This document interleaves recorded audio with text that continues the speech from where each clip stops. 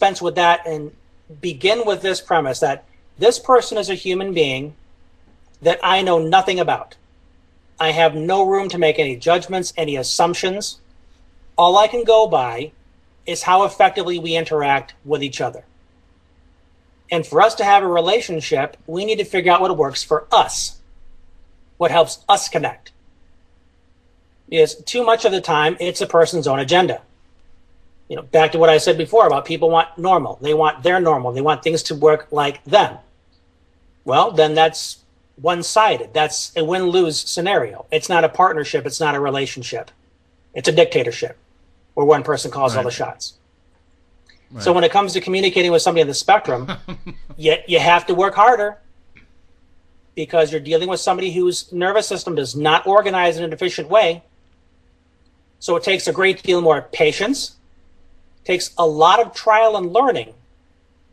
But if your determination is to find one common point of reference that you can connect on, have that focused outcome in mind, you'll be a lot more effective than going in there thinking, okay, I've got to teach this person to be like me. I've got to teach them to talk. I've got to teach them, you know, to be normal and do all those things. That kind of one-sided agenda creates disconnect.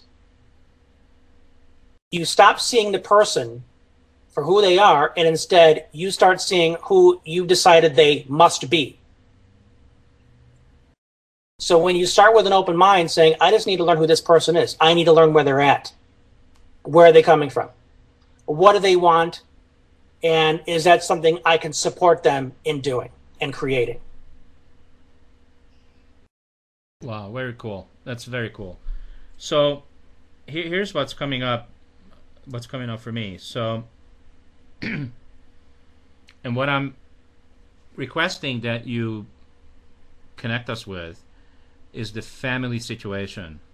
So there's got to be a lot of families out there that have kids with autism, Asperger, and ADD. And would you say that the biggest opportunity and challenge that you have,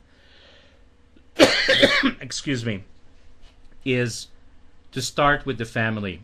Because, yeah, we've been talking about the world, the public right now, and connecting with other people, but it's really, I see it as a family issue first. What do you think? Absolutely. In fact, my focus is almost exclusively on working with the parents. Is when it comes to preparing the children to be out there in the world, my mission statement is, I'm preparing my children for the world while preparing the world for my children.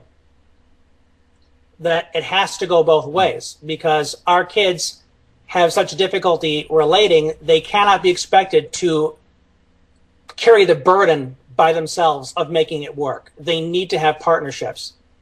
And when parents typically come to me, they come to me looking at things through the lens of the medical model. My child's broken, fix my kid. My kid needs to learn this, my kid needs to learn that better. And what I need to do is take them back to square B and say, no, your child needs to know how to have relationships.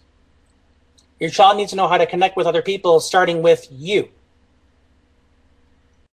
And what typically interferes with that is the old paradigm of how relationships are supposed to be, how they were raised, how they were taught